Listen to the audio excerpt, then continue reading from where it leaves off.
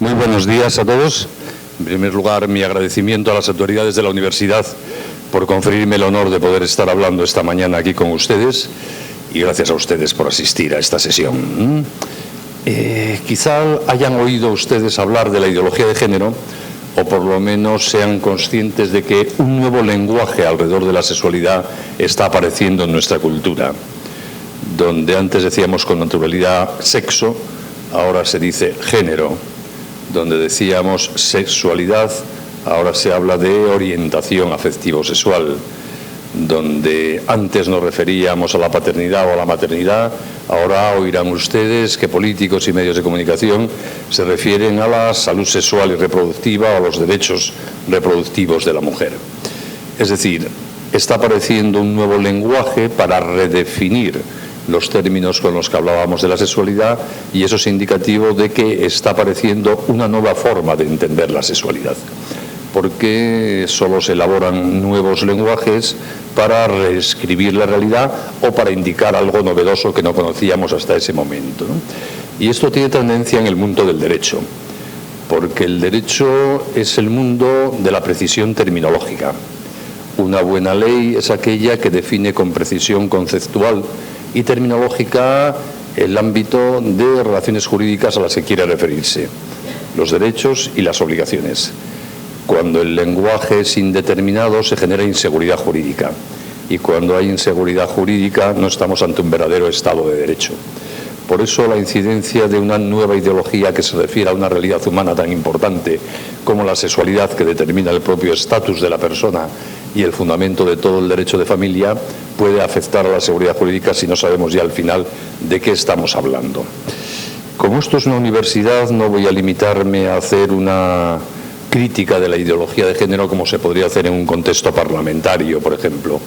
Van a permitirme ustedes que haga una reflexión sobre cómo se ha formado la conciencia jurídica y científica de esto que llamamos el mundo occidental, la cultura en la que ustedes y yo vivimos, para luego intentar entender qué fenómeno nuevo supone la ideología de género en nuestra época.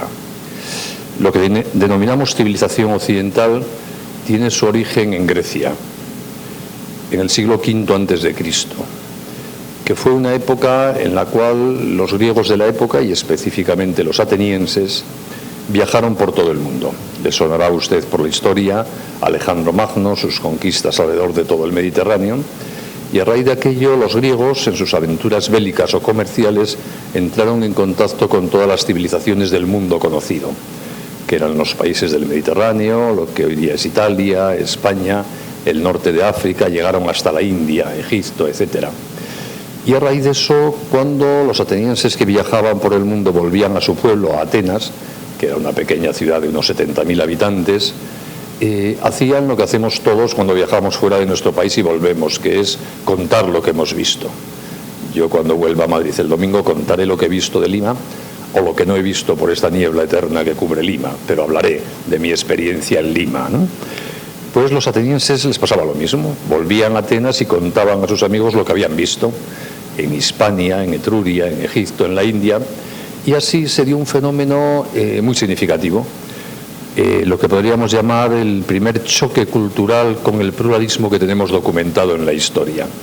Es decir, los griegos fueron conscientes de que junto a sus dioses en otros pueblos había otros dioses distintos y que junto a sus leyes, a la forma de configurar el orden institucional de Atenas, en otros pueblos había otros sistemas políticos y normativos distintos y que frente a su propia concepción del ser humano y del ciudadano, en otros pueblos había concepciones distintas del ser humano y de su papel en la sociedad.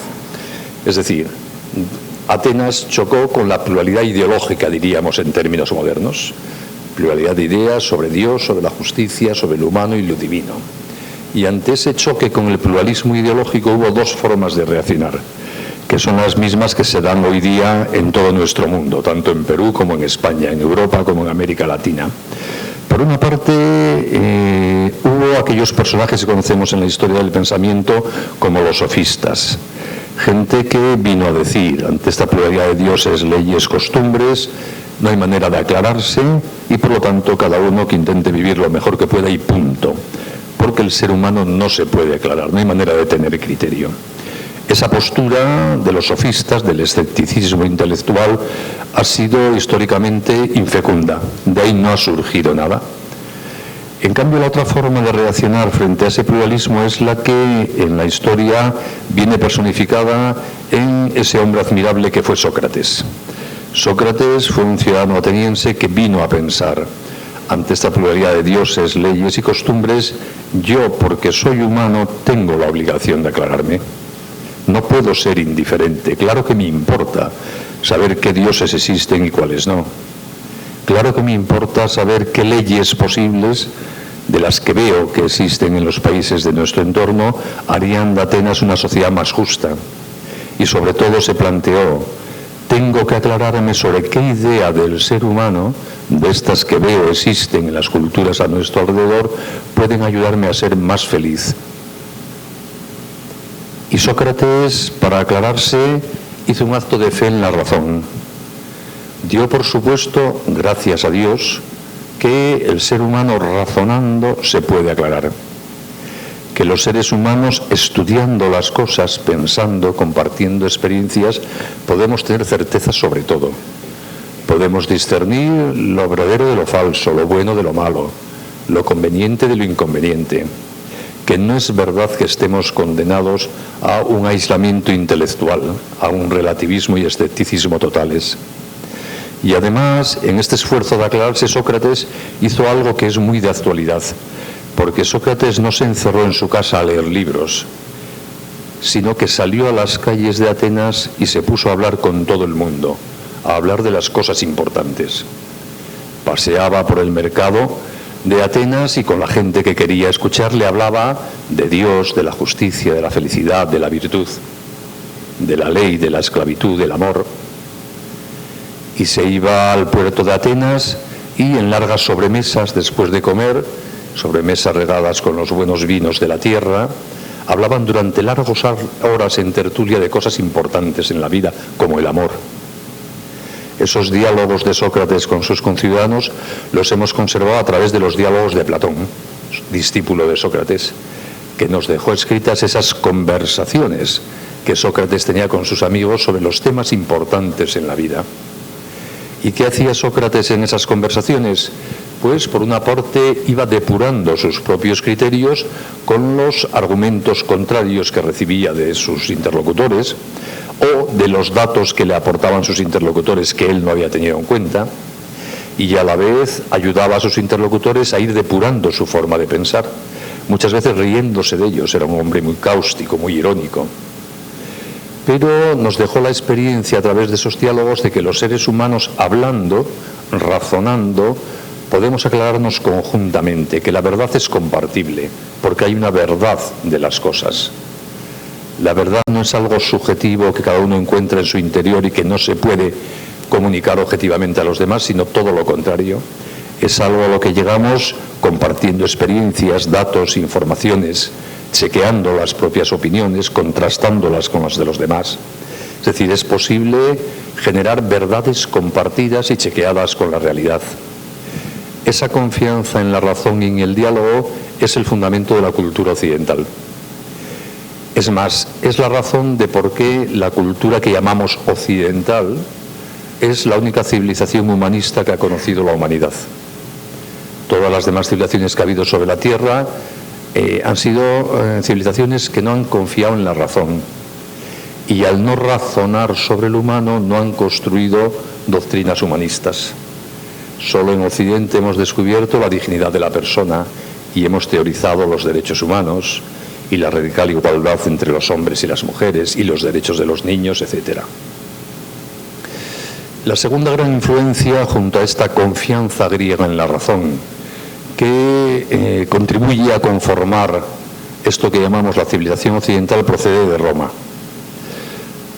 Los romanos, como ustedes saben, hablo de los romanos de antes de Cristo, fueron probablemente el pueblo más violento que ha conocido la historia de la humanidad. Las legiones romanas han sido la máquina de matar más perfecta hasta las SS hitlerianas que ha conocido la humanidad. Por donde pasaban las legiones romanas no sobrevivía ni la hierba. Y como los romanos fueron muy conscientes de su violencia, también fueron el pueblo que empezó a reflexionar en serio por primera vez sobre cómo controlar la violencia. Y por eso lo que hemos heredado de los derechos romanos es el derecho, de los romanos, perdón, es el derecho. Supongo que aquí, por lo menos en España, en las facultades de Derecho, seguimos estudiando derecho romano, porque está en el fundamento de todas las concepciones jurídicas de Occidente. Es decir, los romanos reflexionaron sobre el derecho como un sistema de reglas para buscar la justicia erradicando la violencia, para poner coto al poder. Y quizá la intuición más fecunda del derecho romano es aquella que va implícita en la definición de justicia que nos dejó escrita el jurisconsulto romano Ulpiano y que conocemos a través del Digesto de Justiniano. Ulpiano escribió que justicia es dar a cada uno lo suyo, lo cual implica que hay un suyo de cada cual que es de él antes de que yo se lo reconozca, y que además es la vara de medir de mi bondad y de mi justicia. Los demás, lo existente, tiene derechos, porque es bueno, consiste en algo. Y yo soy bueno y justo si trato bien lo bueno persistente en los demás. Por lo tanto, la vara de medir de mi justicia, nos dice esa definición del Ulpiano, no es lo a gusto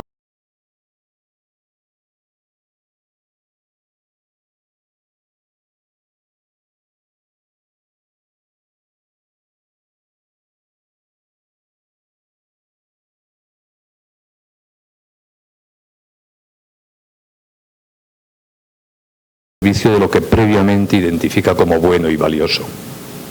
Por ejemplo, ¿por qué el embrión humano y yo tenemos derecho a la vida? Porque estamos vivos, eso es un dato de hecho.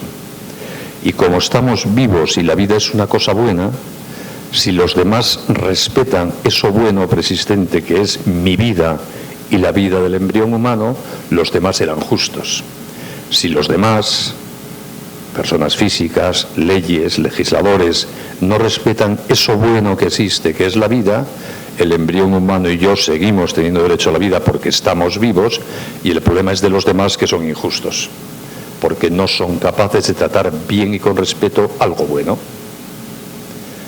Yo tengo derecho a la libertad de expresión, otro ejemplo, porque soy un ser racional capaz de hablar. Y si ustedes no respetan, ustedes o la policía o el Poder Judicial o quien sea, no respeta mi derecho a la libertad de expresión, yo sigo teniendo derecho a la libertad de expresión porque sigo siendo un ser racional capaz de hablar.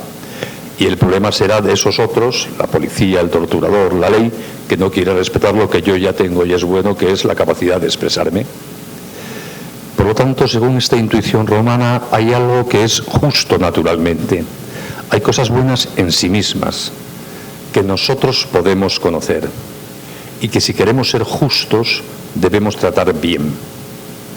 Y con este mismo criterio podemos decir cuándo las leyes son justas o injustas. Si una ley trata bien y con respeto lo bueno existente, esa ley es justa. Si una ley no trata bien lo bueno existente, el problema es de la ley, que es injusta. Si una ley permite torturar para obtener la verdad en un proceso judicial, esa ley es injusta, porque está tratando como alguien digno de ser torturado a un ser humano, y eso es injusto. Es decir, con esta forma de ver las cosas podemos tener un criterio sobre todo. Puede haber zonas de incertidumbre porque no conozcamos con precisión la realidad, pero se puede tener criterio en la vida. Y por eso, como nuestra civilización ha tenido criterio, hemos ido avanzando, porque hemos podido decir, estas leyes, esta costumbre, esta forma de comportarse son injustas, hay que cambiarlas. Y así ha habido un incentivo, un camino para ir mejorando la calidad humanista de nuestras sociedades. Y cuando el cristianismo, a partir del siglo I, fecunda la civilización grecorromana, esos conatos de humanismo que había ya en ese mundo adquirieron una gran fuerza. Porque los griegos se fiaron de la razón, pero no sabían por qué podían fiarse de la razón. La razón de por qué podemos fiarnos de la razón nos la enseñó el cristianismo. Podemos fiarnos de la razón porque el mundo es razonable, porque ha sido pensado por alguien muy inteligente que lo ha hecho. Y por lo tanto todo lo que existe es razonable. Y como yo soy racional, puedo conocer con certeza eso que existe, que es razonable. conocer en qué consiste todo lo que existe. Puedo conocer, por ejemplo, en qué consiste ser un ser humano, que es lo que los clásicos llamaban la naturaleza humana. Y en consecuencia puedo conocer con certeza que hay cosas que son siempre buenas porque permiten ser una buena persona, y que hay cosas que son objetivamente malas porque nunca ayudan a ser una buena persona. Y así además se entiende que sea bueno o malo para ser una buena persona no es algo que decido yo, es algo que aprendo mirando a los seres humanos. No lo creo yo, se deriva de lo bueno que hay en los seres humanos, que si se respeta y se cultiva da lugar a ser bueno, y si no se respeta y no se cultiva da lugar a ser mala persona. Una vez más, hay criterio, se puede discernir, se puede distinguir lo valioso de lo no valioso. Y por lo mismo, el derecho romano intuyó que había cosas buenas naturalmente, lo justo natural, pero no sabía por qué. El por qué hay cosas que son objetivamente buenas y dignas de respeto también nos lo enseñó el cristianismo. El mundo es bueno porque ha sido querido por un Dios creador en su inicio. Llevamos el sello del amor de Dios en lo que somos, y por eso somos cosas valiosas todos, al margen de lo que hagamos. Somos intrínsecamente valiosos, dignos de respeto. Esa confluencia de la fe griega en la razón, de la intuición romana sobre lo justo natural, y esa visión del mundo que se deriva de la existencia de un Dios creador, es lo que ha construido la civilización occidental. Y por eso, como les decía, esta es una civilización que se ha comprometido con la causa de la justicia y con el humanismo. Y por eso también es en esta civilización en la que se ha hecho ciencia, la única. En otras civilizaciones como la China, por ejemplo, ha habido técnica, pero nunca ciencia. Porque para hacer ciencia hay que creer que el mundo es razonable, que responde a regularidades que son estudiables. Y por lo tanto, donde no se ha creído que el mundo era razonable, porque se creía en el eterno retorno, en la reiteración de la historia, como en las civilizaciones orientales, no se intentó nunca hacer ciencia. Pero como en Occidente estábamos convencidos de que el mundo es razonable, nos hemos puesto a razonar sobre el mundo, que eso es la ciencia. Y por eso nuestra civilización al final ha tenido una expansión mundial, porque es una civilización que ha aportado calidad humana, conocimiento de la naturaleza como ninguna otra. También en ocasiones, porque la historia humana está transida por la libertad de los hombres, con retrocesos parciales, con oscurecimientos de esta claridad de ideas. No es una historia lineal de progreso permanente y continuo sin ningún retroceso. Y esto tiene mucho que ver con la concepción del ser humano. ¿Cómo hemos visto en esta tradición intelectual al ser humano? Como algo profundamente valioso que consiste en algo.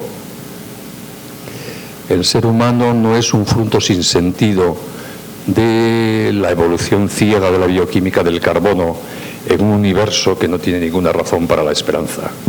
El ser humano es una maravilla que podemos conocer como tal. El ser humano es literalmente amable, digno de ser amado, porque hay una inmensa capacidad de bien y verdad en todos los seres humanos. Y por eso merece la pena cultivar la educación, es decir, ayudar a los seres humanos a desarrollar toda esa capacidad de bien y de verdad que hay en ellos. Y por eso los seres humanos somos capaces de conductas nobles, de respetarnos y de querernos, de cuidarnos. Y por eso nos empeñamos en construir sociedades solidarias, donde haya cada vez más cotas de seguridad y de justicia social, sabiendo que nunca llegaremos al 100%, pero nos empeñamos en ello porque es posible, porque el ser humano es capaz de bien. Y por eso hemos construido teorías jurídicas para defender la dignidad humana, llamándolas derechos humanos. ¿Qué son los derechos humanos? Toda esa capacidad de bien que hay en el ser humano sectorializada. Como podemos vivir, derecho a la vida. Como podemos hablar, derecho a libertad de expresión ideológica. Como podemos creer, derecho a la libertad religiosa. Como podemos poseer, derecho de propiedad. El mundo de los derechos humanos no es un mundo de meras voluntades, de deseos, es un mundo de convertir en algo digno de protección lo mejor que el ser humano puede sacar de sí mismo. Y por eso, por ejemplo, el sexo, y voy acercándome al tema de la ideología de género, tiene mucha importancia, porque los seres humanos somos sexuados, que es un tema muy importante. Si uno mira objetivamente, sin prejuicios, a los seres humanos, ¿qué ve? Ve hombres y mujeres y no hay otra cosa. En términos científicos todos somos XX o XY y no hay otra cosa.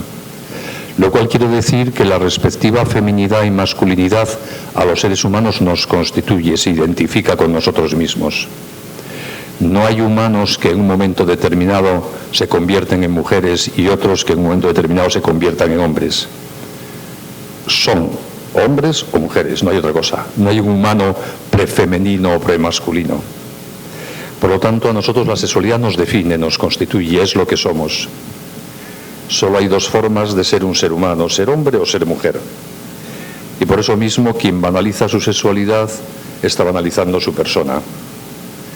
Quien banaliza o trivializa o instrumentaliza la sexualidad de los demás está banalizando, instrumentalizando, trivializando a las personas de los demás, porque no se puede distinguir la sexualidad de la persona. Así de trascendente y relevante es la sexualidad. Y eso que somos, chico o chica, hombre o mujer, no es algo que cada uno construye, es algo que nos es dado. Lo somos. Y lo somos desde la primera constitución de la primera célula del cigoto, cuando se unen el óvulo y el espermatozoide. Por lo tanto, no lo hemos decidido nosotros. Es una combinación genética que hace que esa primera célula ya sea XX o XY. Y eso para siempre, no se puede cambiar. Incluso lo que hoy se llaman operaciones de cambio de sexo no son operaciones de cambio de sexo, porque es imposible cambiar el sexo. Con tratamientos hormonales y quirúrgicos uno puede cambiar la apariencia externa de sus órganos genitales. Pero esos órganos genitales cambiados son de células XX o XY que tenías antes, porque no se puede cambiar. Yo hormonándome puedo tener pechos al estilo femenino, pero esos pechos están hechos de células masculinas porque yo no tengo otras células ni puedo tenerlas. Y una mujer quirúrgicamente puede ponerse un pene, pero ese pene está hecho de células femeninas porque una mujer solo tiene células femeninas. Por eso el cambio de sexo literalmente no existe. Se puede transformar la apariencia externa del cuerpo, pero sigue siendo un cuerpo XX o XY, de hombre o de mujer. Por eso la civilización occidental ha respetado mucho siempre y ya ha tenido el prejuicio de exigir que se respeten los datos de hecho, lo que somos. Porque cuando el legislador se atribuye la competencia de redefinir la realidad, caemos en el totalitarismo. Por ejemplo, el derecho occidental se ha negado siempre a reconocer a los poderes públicos el derecho a definir quién es un ser humano. Porque eso no es una afirmación jurídica, es una afirmación de hecho. El legislador lo que tiene que decir es, a los seres humanos hay que respetarlos, pero que sea un ser humano se ve estudiando. Y por eso hemos suprimido la esclavitud. Permitir la esclavitud es permitir que el legislador diga quién es humano y quién no, quién tiene derechos y quién no los tiene. Y cuando los modernos totalitarismos en el siglo XX han vuelto a atribuir al Estado ese poder, hemos vuelto a caer en la barbarie. Si el Estado nazi define que los judíos no son humanos y les quita los derechos, se llega al genocidio y al exterminio. Y si en el sistema comunista se decide que los enemigos de clase no son humanos y no tienen derechos, puede pasar como pasó en la Unión Soviética, 50 millones de muertos. Es terrible reconocer al legislador que defina lo que es un ser humano.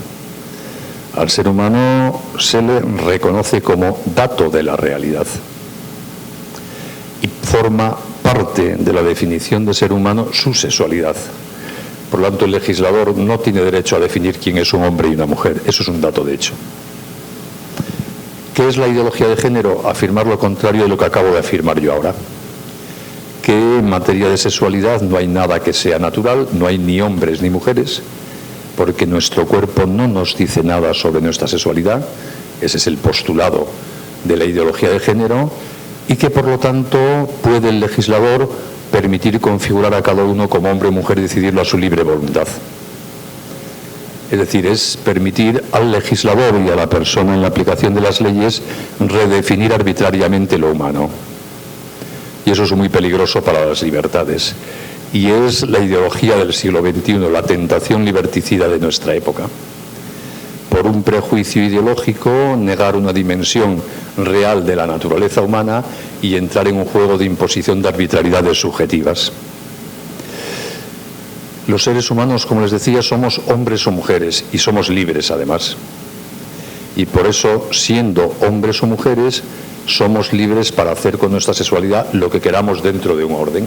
Tampoco tantas cosas se pueden hacer. Pero no se puede confundir lo que podemos hacer con nuestra libertad con lo que somos. Lo que son las personas merece respeto absoluto siempre.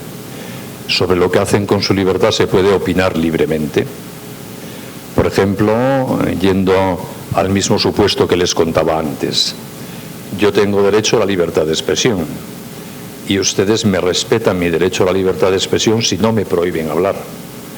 Pero su obligación de respetar mi derecho a la libertad de expresión no llega a que tengan ustedes que escucharme, y mucho menos aún a que tengan que decir que les gusta lo que yo digo, y menos aún a que tengan que decir que es verdad lo que yo digo.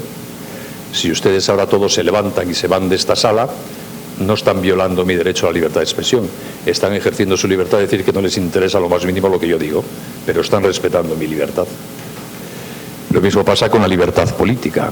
Ustedes tienen que respetar mi derecho a que yo vote al partido que yo quiera, pero su respeto a mi libertad política no se extiende a que ustedes tengan que votar lo que yo voto, y no legitima que yo diga que me siento discriminado si ustedes no votan lo que yo voto, porque eso sería imponerles yo mi libertad. Pues en materia de sexo pasa lo mismo. Ustedes respetan mi libertad y mi dignidad si no se meten en qué hago yo con mi sexualidad. Pero si discrepan de cómo vivo yo mi sexualidad, no me están discriminando ni ofendiendo, están ejerciendo su libertad de opinar. Si me dejan hacer lo que yo quiero, no violan ninguna libertad mía, pero pueden pensar que yo lo que hago con mi libertad sexual es una estupidez y no me están discriminando por nada. O pueden pensar que no es lo mejor que se puede hacer en materia de sexualidad y tampoco me están discriminando. La ideología de género, por contra, pretende imponer el prejuicio de que lo que uno hace con su sexualidad, si es LGTBI, que es un acrónimo de las primeras sílabas de las palabras lesbianas, gays, transexuales, bisexuales, intersexuales, se identifica con la propia dignidad de la persona, y que por lo tanto quien discrepa de esa forma de vivir la sexualidad, el LGTBI, está discriminando a las personas.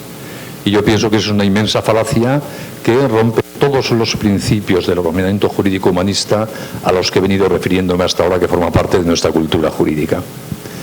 Porque nadie tiene derecho a imponer en ningún terreno, y por lo tanto tampoco en el sexual, su forma de ejercicio, su libertad a los demás como vinculante. A los demás hay que exigirles que respeten lo que tú haces con tu libertad, pero si quieres imponerle el fruto de tu libertad, estás violando los derechos de los demás. Y por eso a mí la ideología de género me preocupa, porque en la medida en que inspira las leyes, los currículos escolares, como pasa en mi país, en España, va disminuyendo o se va persiguiendo la libertad ideológica de pensamiento y de expresión en materia de sexualidad. Y eso me parece una consecuencia inadmisible en una sociedad moderna que se supone debe estar comprometida con la libertad. Por eso creo que desde tanto la tradición científica de Occidente, que nos invita a respetar la realidad de las cosas, no a querer cambiarla, a querer conocerla, como desde la tradición jurídica de Occidente, que se compromete con lo que es la persona humana, la ideología de género supone una contraposición y negación radical. Es una ideología revolucionaria en el sentido de que pretende fundar la civilización y el Estado de Derecho sobre principios completamente distintos a los que ha permitido esa tradición humanista comprometida con los derechos humanos y las libertades. Y por eso me parece que es un tema importante.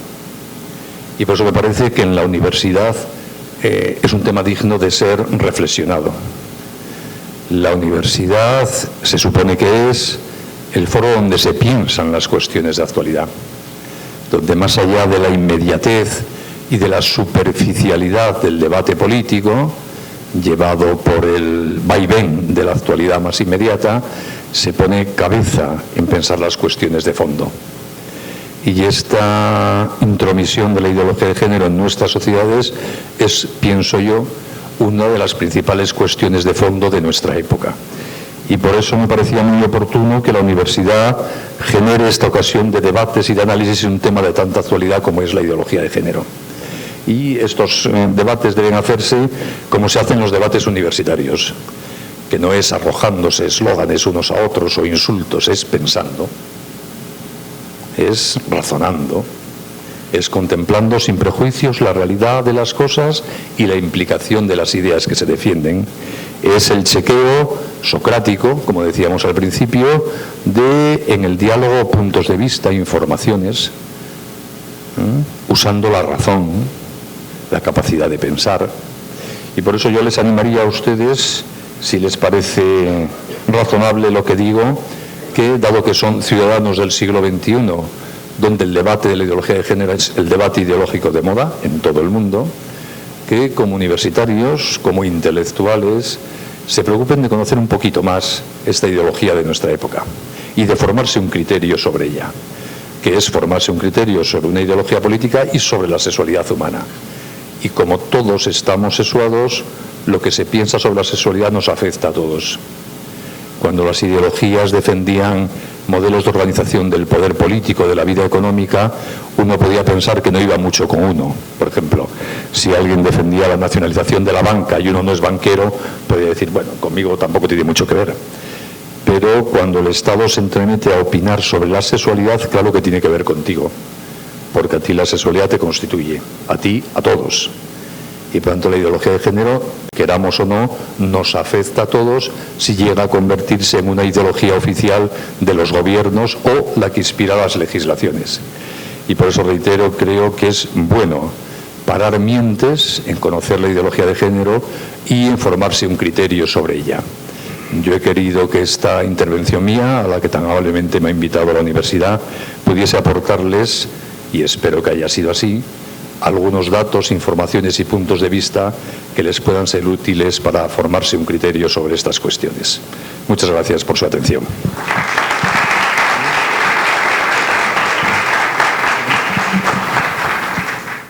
Muchas gracias a don Benigno Blanco.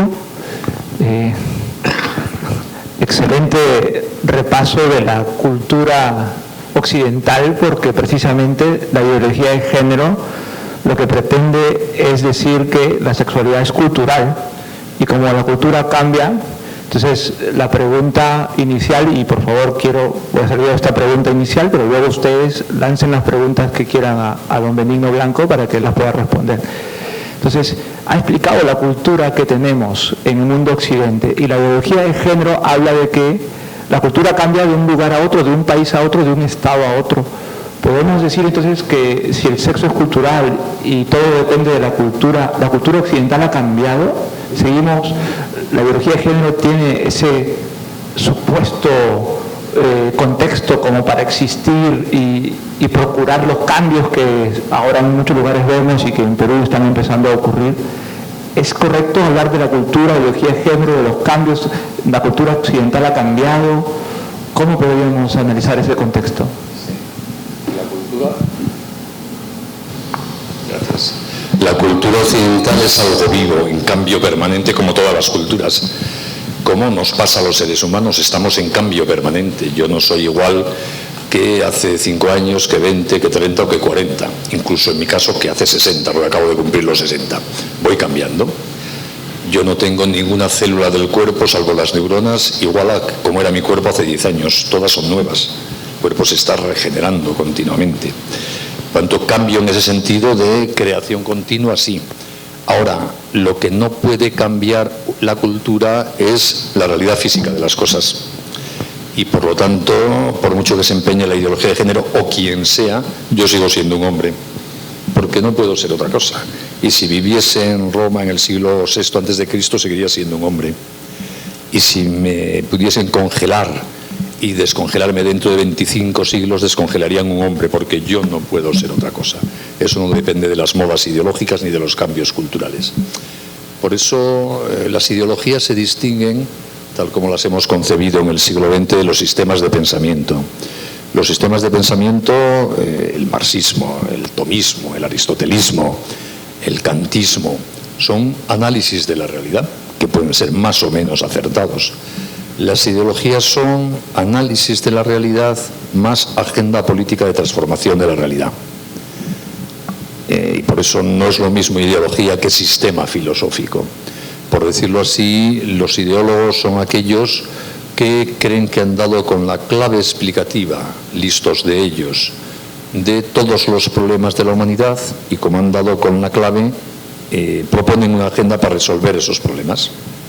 Simplificando mucho el marxismo, Marx creyó que la explicación última de todas las injusticias habidas en la historia de la humanidad era la lucha de clases, la existencia de dos clases en conflicto, ricos pobres, burgueses proletarios, y propuso una agenda política: vamos a suprimir las clases sociales y así aparecerá el paraíso sobre la tierra.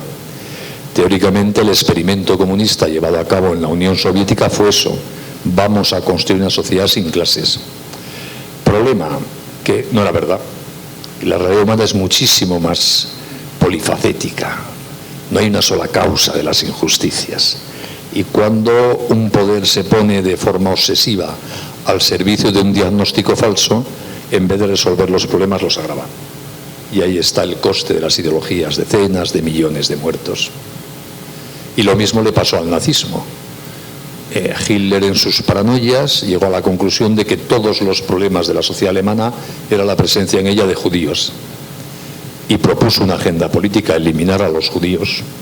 Consecuencia: genocidio, barbarie, muerte. Porque las ideologías no pueden cambiar la realidad de las cosas.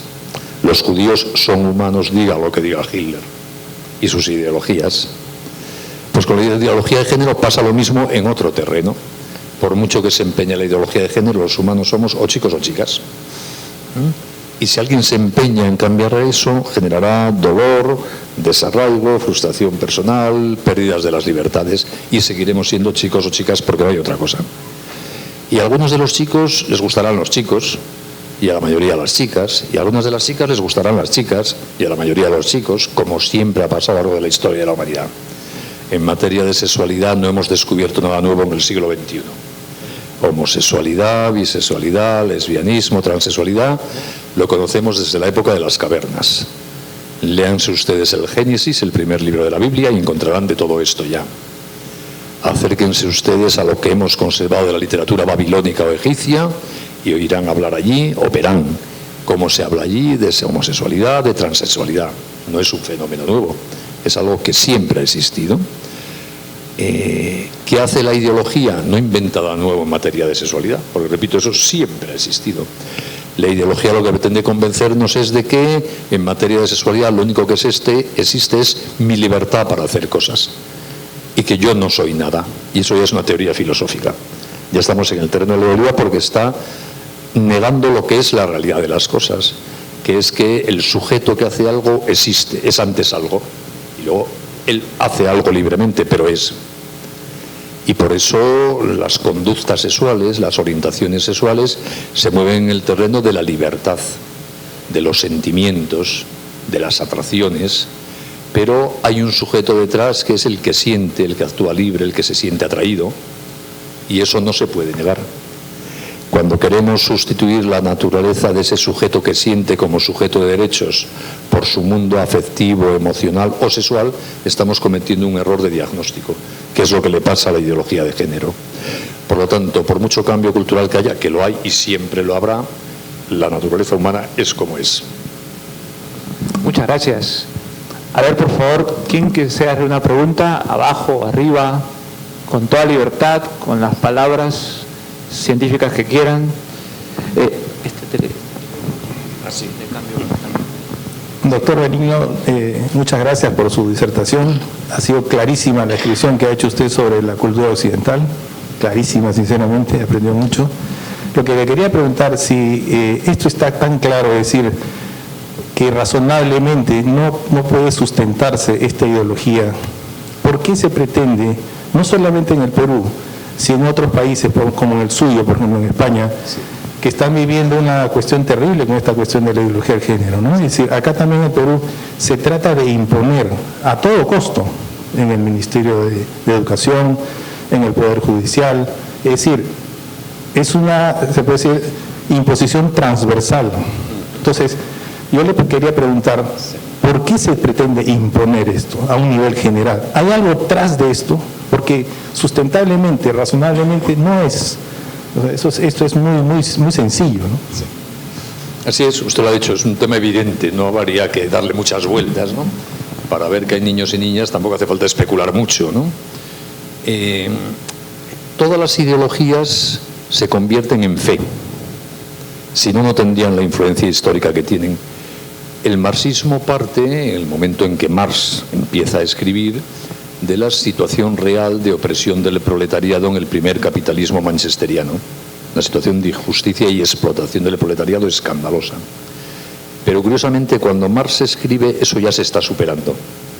Está surgiendo en la Alemania de Bismarck el Estado de Derecho, se crea la Seguridad Social, están apareciendo en España y en la propia Gran Bretaña las leyes que empiezan a reducir y a prohibir el trabajo infantil, las horas de la jornada laboral, donde se empiezan a crear los primeros seguros obligatorios que paga el empresario para garantizar el derecho a la salud. Es decir, el propio marxismo llega tarde, va contra los hechos de que el capitalismo ya va evolucionando para ir superando esas injusticias que denuncia con razón Marx.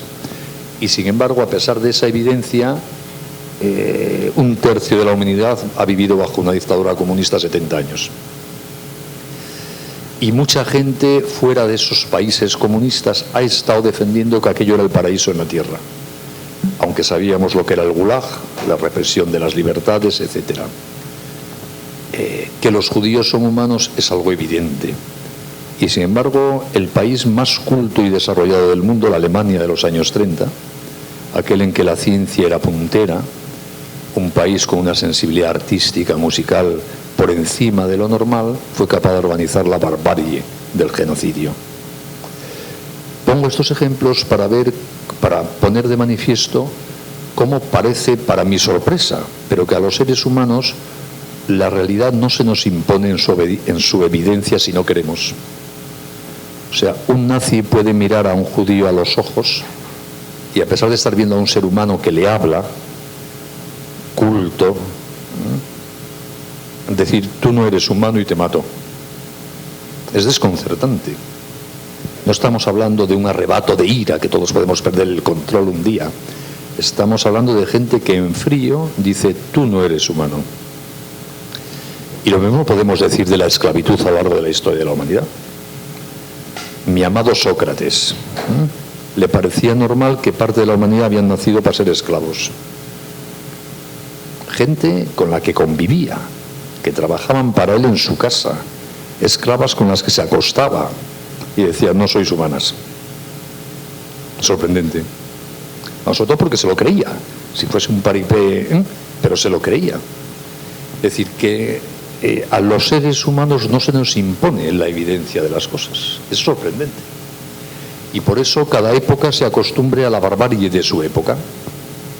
A mí me cuesta mucho poder entender cómo los grandes humanistas del Renacimiento, los hombres que redescubrieron la cultura clásica, que exaltaron al ser humano, les parecía a todos normal que los tribunales torturasen.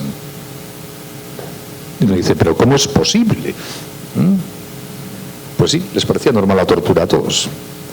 De hecho, los primeros planteamientos de erradicación de la tortura aparecen bastante después. Y cómo ha costado suprimir la tortura, cómo ha costado suprimir la esclavitud.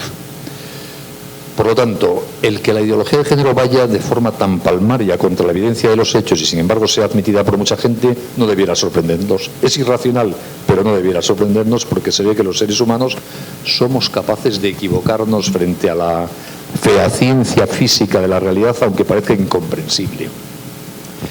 Y en cada época histórica, los que viven en esa época parece que se acostumbran a las barbaridades de su época. Y yo estoy seguro, por ejemplo, a mí me parece una barbaridad el aborto. Yo puedo entender que una mujer aborte. No lo justifico, pero puedo entender ese agravio subjetivo, no veo otra salida. Ahora, que un señor en frío en Nueva York esté gastando millones de dólares para ver si hay muchos abortos en el mundo, no lo puedo entender. Porque es evidente que abortar es acabar con una vida humana. Eso es un dato, de hecho. Y sin embargo hay mucha gente en nuestro mundo que está gastando grandes energías y mucho dinero para que haya abortos, para normalizar el aborto. Pues con la ideología de género pasa un poco lo mismo.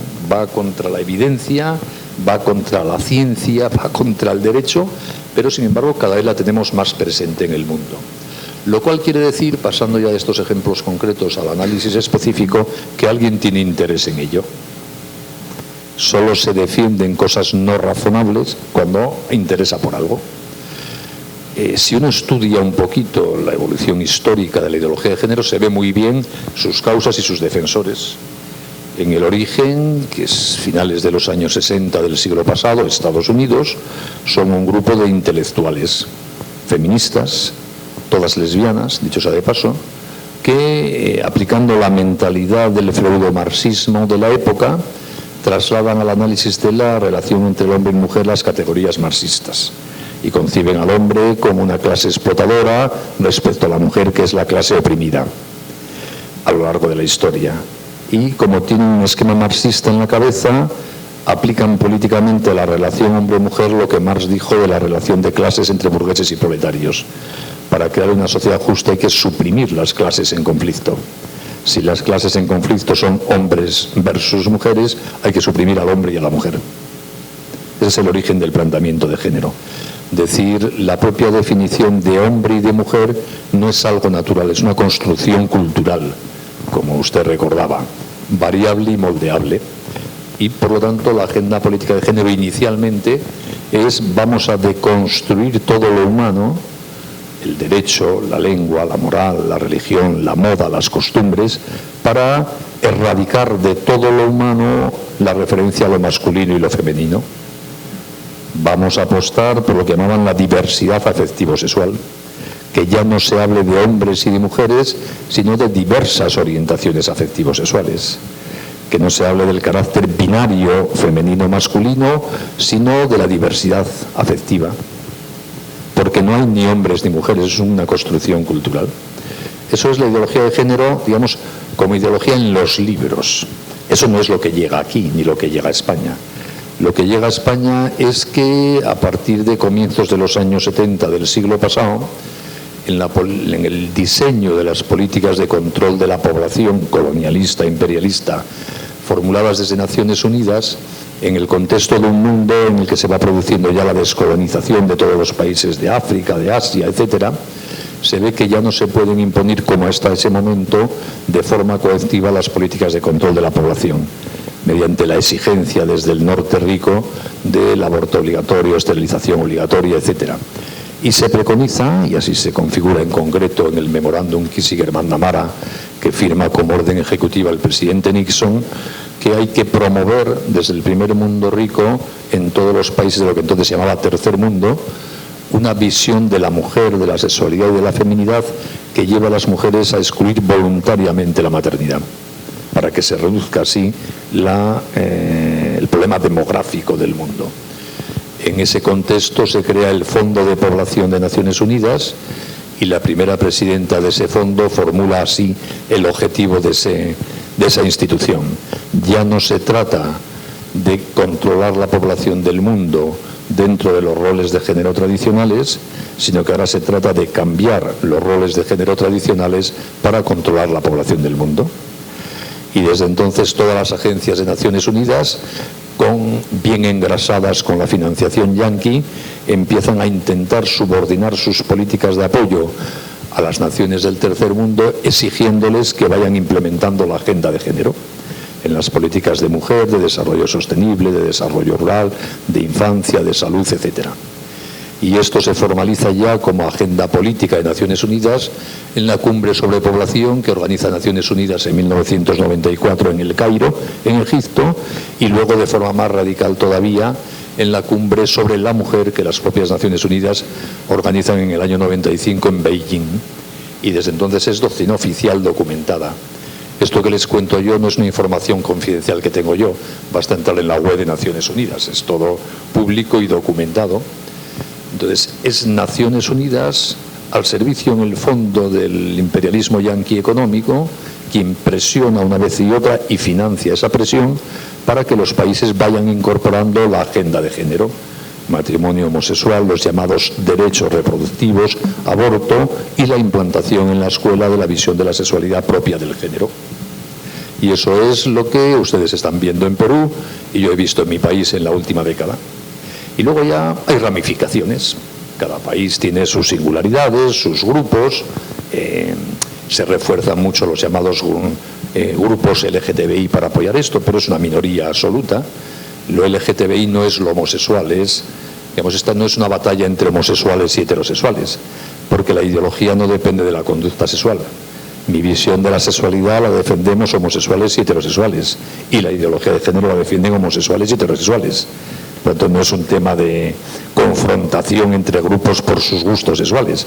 Las ideologías no dependen de los gustos sexuales, aunque nos lo presentan así en una campaña de comunicación muy bien pensada, porque si llegamos a admitir que defender el modelo de sexualidad que yo defiendo para la libertad, y lo propongo en libertad, fuese una discriminación de los homosexuales, yo habría perdido el debate, porque un discriminador nunca gana un debate.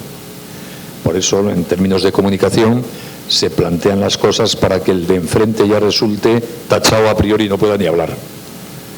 Pero no hay que caer, si somos serios intelectualmente, en esas trampas de manipulación demagógica de la opinión pública.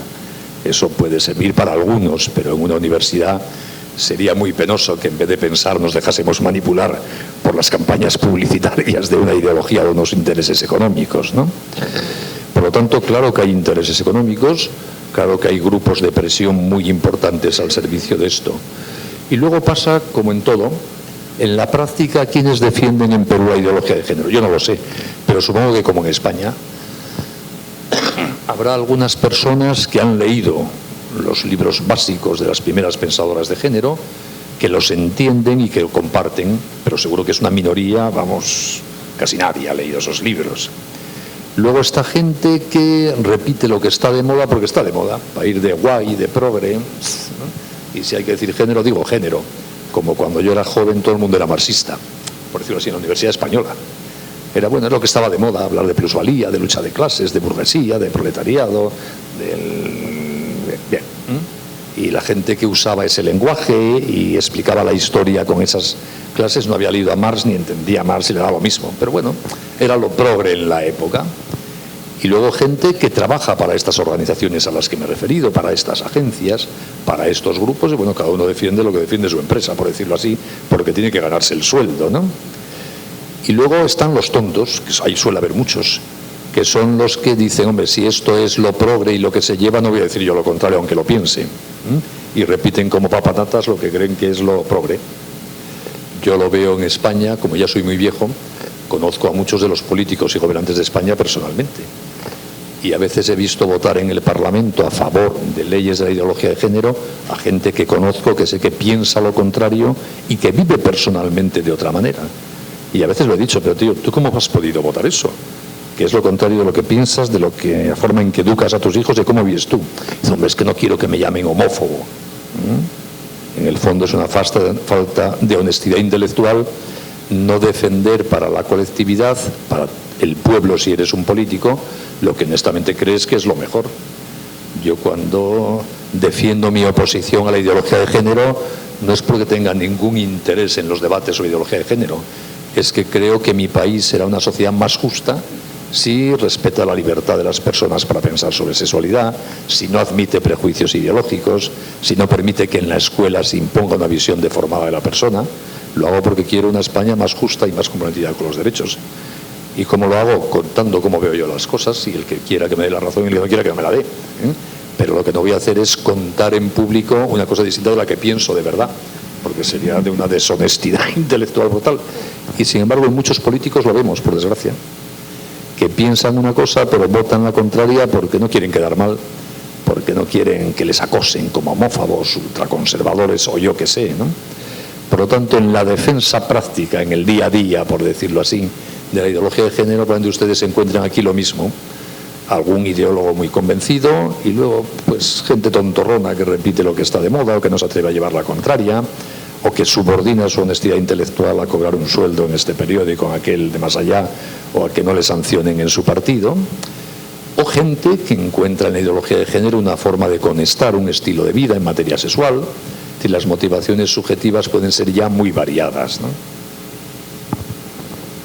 Muchas gracias. Pregunta, aquí adelante, Claudio. Sí, mire usted, esto es una preocupación, una pregunta y saber qué piensa usted al respecto. Lo que acaba de decir de la realidad y de las noticias y lo que uno lee, hay una hegemonía a nivel de partidos políticos en España en relación a el pensamiento de la ideología de género. Bien, a nivel de medios de comunicación es evidente, a nivel de universidades también, y se ha avanzado mucho en lo social, a nivel de la sociedad también, por múltiples razones. ¿Cómo evitar esa hegemonía alcanzada en España, aquí, en Latinoamérica, en el Perú? ¿Qué se puede hacer? Eso tendría que preguntárselo ya a usted, que conoce la sociedad peruana mejor que yo, ¿no? Yo puedo contarle lo que yo he podido aprender de los éxitos y los fracasos en la vieja Europa, ¿no? En esta materia. Y luego ustedes lo aplicarán a esta sociedad porque yo no la conozco en sus detalles, ¿no? Pero veamos primero un cierto panorama mundial de la ideología de género, ¿no?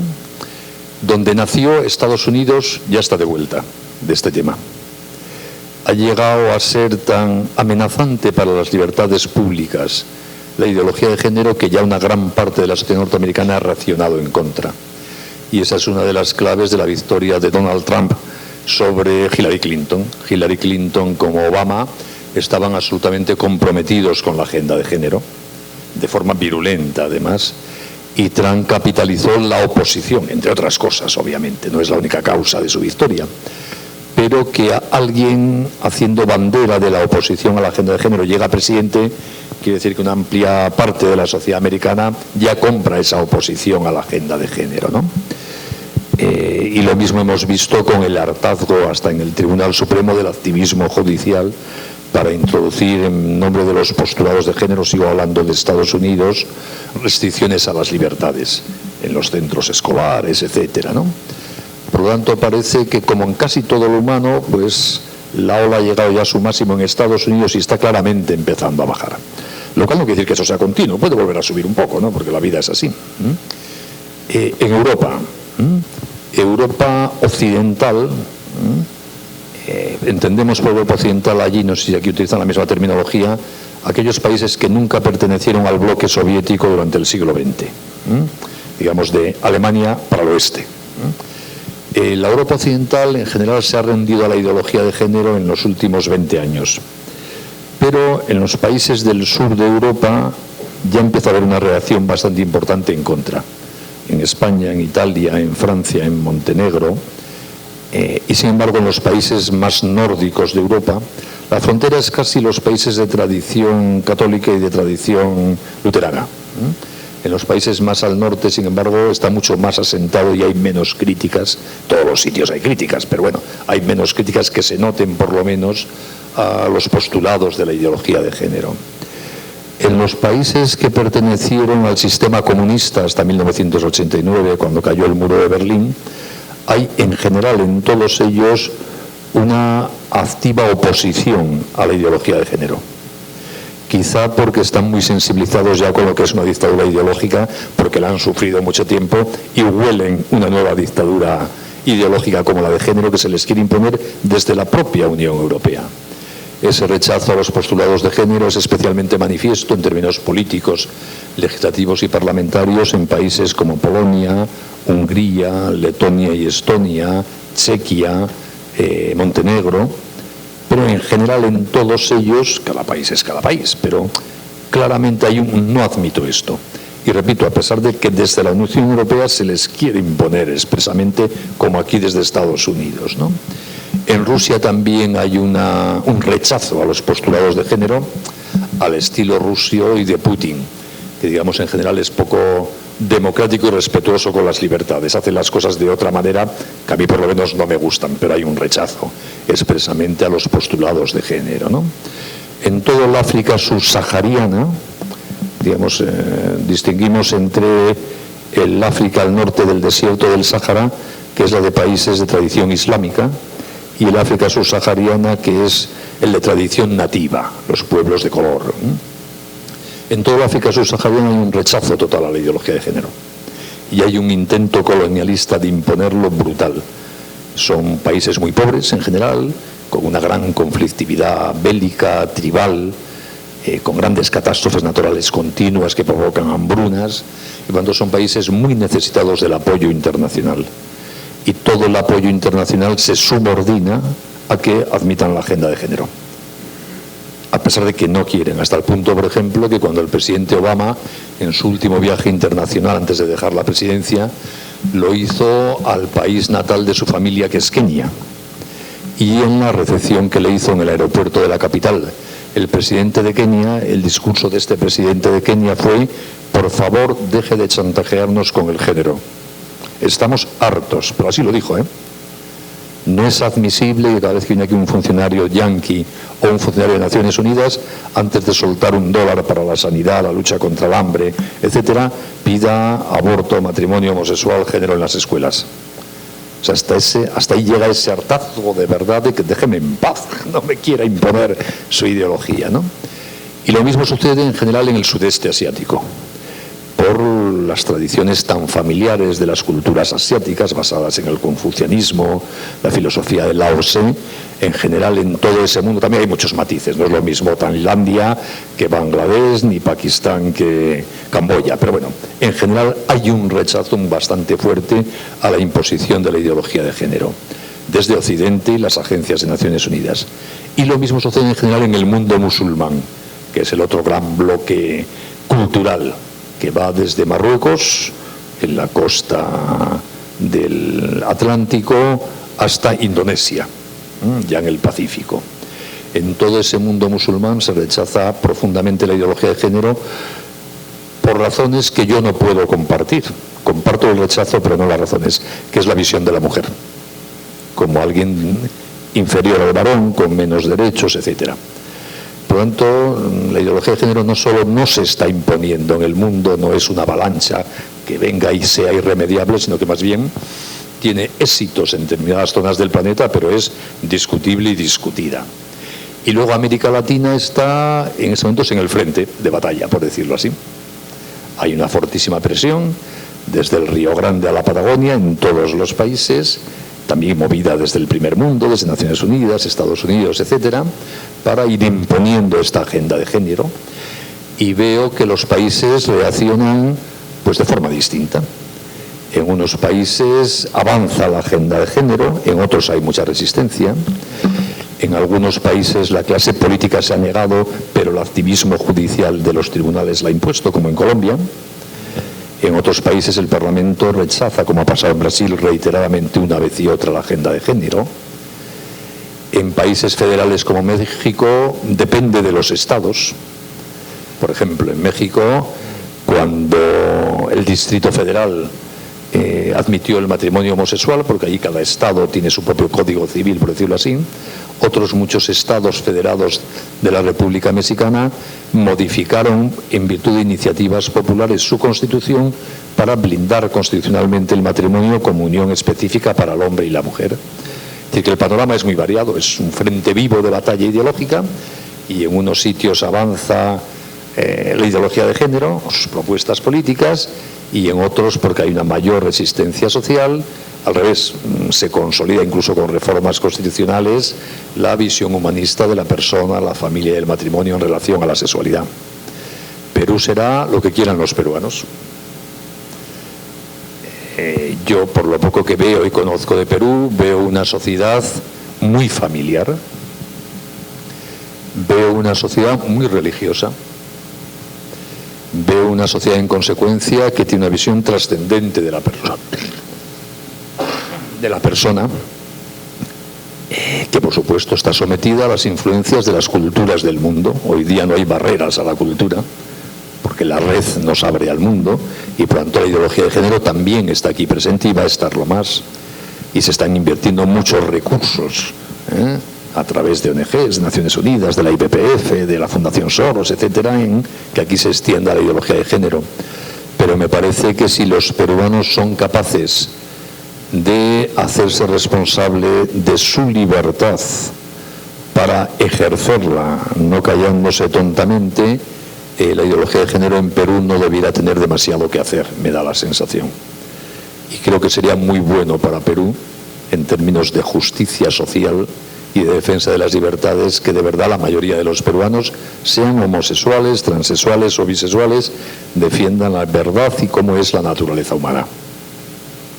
¿Cómo? Ejerciendo los derechos, libertad de expresión, de manifestación, de voto, que es como en las democracias uno defiende aquello que piensa.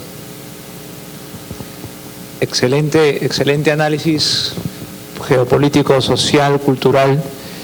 Tenemos que ir terminando. Vamos a dar una última pregunta. Se acerca la hora de terminar este coloquio. A ver, por favor, la última pregunta. En primer lugar, muy buenos días a todos los presentes. En realidad mi pregunta va enfocada a este tema, que la ideología de género en principio se comenzó con un colectivo feminista, ¿no? En que se buscaba eliminar las conductas que fueron transmitidas por el machismo, que ponían una posición a las mujeres inferior a la de los hombres. Entonces, supuestamente con la ideología de género se busca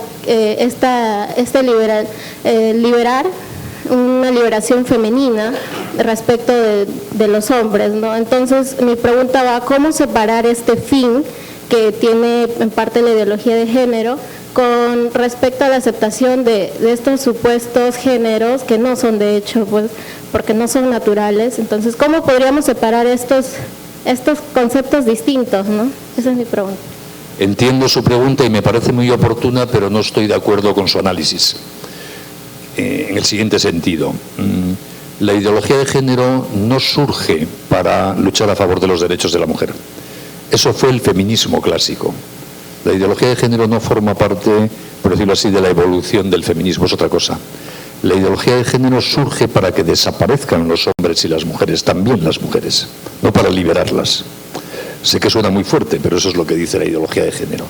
El feminismo sí fue una lucha por la liberación de la mujer. A lo largo de toda la historia de la humanidad, la mujer ha estado discriminada respecto al varón. Eso es un dato de hecho. Por cierto, donde menos en esta civilización cristiana occidental. Es la única civilización donde se ha reconocido, al menos teóricamente, la igualdad entre hombre y mujer. Y progresivamente se la ha ido respetando esa igualdad, aunque no hemos llegado al 100% todavía. Pero por lo menos hemos sentado la base para eso. En ninguna otra civilización del planeta ni siquiera se planteó ni teóricamente que la mujer fuese igual al varón.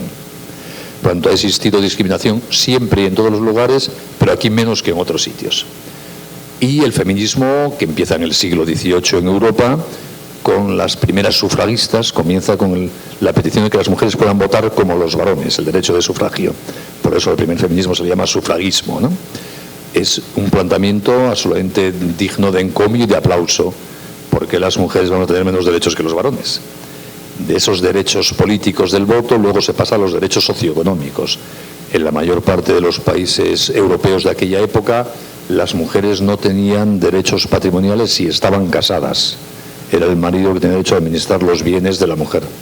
Que curiosamente, aunque sea un paréntesis, es algo que va contra la tradición de la cultura cristiana, porque desde que el cristianismo influye en el derecho romano, estamos hablando del siglo IV, V después de Cristo, a la mujer se le reconoce por primera vez en la historia plena disponibilidad de sus bienes patrimoniales. Y es solo a partir del siglo XIV, cuando en Europa se redescubre a través de la Universidad de Bolonia, esto sobre todo para los juristas que estudian historia del derecho, el derecho romano, y se vuelve a aplicar el derecho romano, es cuando los países europeos occidentales vuelven a discriminar jurídicamente a las mujeres, porque se pone de moda en aquella época reproducir el derecho romano que desconocía la personalidad jurídica de las mujeres. Y por eso, curiosamente, vemos que en la Edad Media en Europa las mujeres comercian son empresarias de la época, no empresarias de informática porque no había. Tenían pescaderías, transporte, que era lo que había en aquella época, y a nadie le escandalizaba lo más mínimo.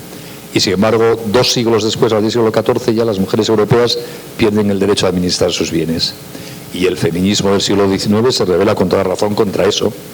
Y entonces empieza esa reivindicación de que la mujer pueda estudiar en las universidades como el varón, pueda votar como el varón, administre sus bienes como el varón, etc. Eso es el feminismo de verdad y es muy bueno. Y ha ido consiguiendo conquistas progresivas que no han cambiado. Jurídicamente estamos igualados hombres y mujeres, pero en la vida real sigue habiendo machismo. En unos países más y en otros menos. Pero bueno, claramente ha ido la civilización sin ideología de género avanzando muy claramente para ir superando esa vieja discriminación de la mujer. Y hablo en los países de matriz cristiana. En el mundo musulmán, por ejemplo, es otra cosa. Cuanto a la ideología de género no pretende liberar a la mujer, eso ha sido el feminismo clásico, que ha seguido en paralelo al género. El género es otra cosa, no tiene nada que ver. Y por eso muchas feministas clásicas, por ejemplo, critican la ideología de género, porque dicen que pretende otra cosa, que no va con su batalla feminista, ¿no?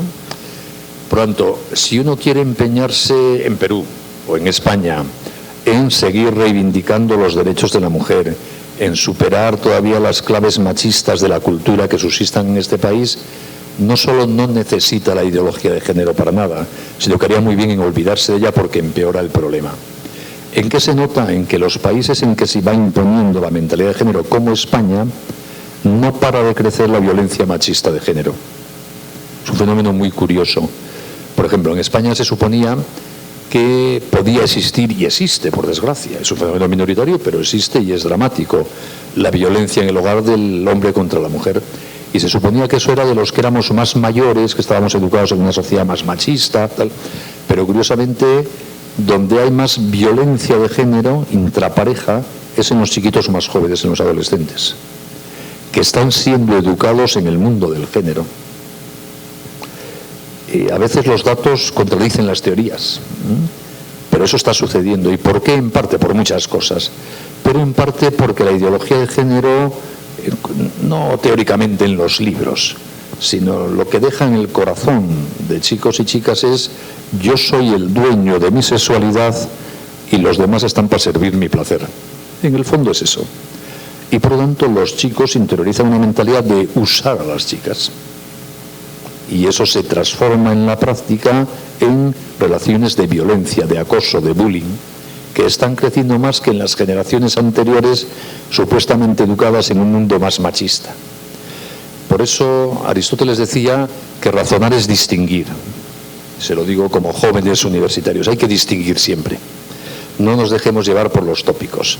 Veamos de qué estamos hablando, no mezclemos problemas. Consultemos humildemente los datos, a ver si se corresponden con nuestros prejuicios o tenemos que cambiar nuestros prejuicios para explicar los datos reales, ¿no? Por lo tanto, adelante en la lucha contra toda discriminación de la mujer, que queda mucho por hacer, supongo, en Perú como en el resto de los sitios, pero el género desviaría de esa causa en la práctica. Muy bien, excelente. Muchas gracias, doctor Benigno Blanco. Otra vez ha sido un alto nivel intelectual, académico. Muchas gracias. ¿No? Espero que todos hayan gozado de este ambiente universitario, académico, multidisciplinar con esta temática. Y muchas gracias por su asistencia. Y otra vez, por favor, un voto de aplausos para el doctor Benigno Blanco. Muchas gracias.